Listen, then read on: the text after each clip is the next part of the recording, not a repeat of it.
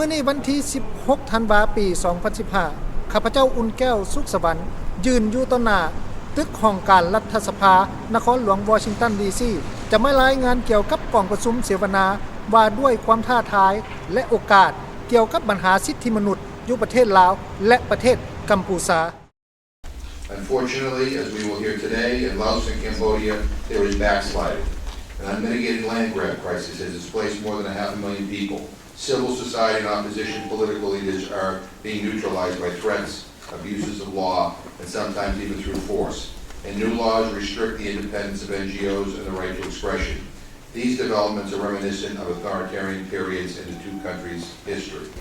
I guess this is pretty good evidence that what they say about Congress not working effectively is true. Let's turn our attention now to what's happening in Laos. Buncha. Thank you. I wish that the U.S. government or the U.S. Congress would press or urge the Lao government to release all prisoners of conscience and open up the space for the civil society. Our examination of Laos and give us a little bit of a context in terms of the United States actions. T. Komar from Amnesty International is somebody I've worked with for many years, and we welcome him to the panel. Laos is a closed country. It's a communist state, one-party state. So everything goes along with those restrictions for human rights and democratic freedoms are there because of the nature of the government that's governing that country. So no elections. If there is elections, it's communist elections. No freedoms. And this hearing underscores how important it is for us to be addressing the fight for human rights everywhere for everyone. Yet when we look a little bit also, that's Cambodia. At Laos, it's a little different in Laos. The situation is different. Much like its neighbor Vietnam, Laos is an authoritarian, one-party communist state.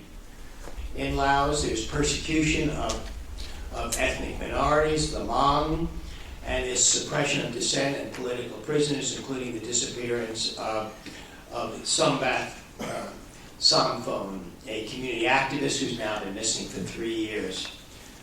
As Laos prepares to chair the ASEAN next year and the U.S. and Laos seek greater ties, we must make sure that human rights are a priority for the United States in developing this relationship.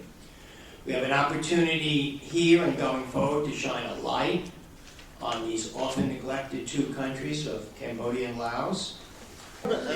ท่านผู้ชมก็ต้องมาฟังมันว่าปัญหาสิทธิมนุษย์อยู่ประเทศลาวจะได้มีการปรับปรุงแนวใดในขณะที่ประเทศลาวจะเป็นประธานเวียนอาเซียนในปี 2016 ที่จะมาถึงนี้อุ่นแก้วสุขสวัสดิ์รายงานจากตึกรัฐสภานครหลวงวอชิงตันดีซีประเทศสหรัฐอเมริกา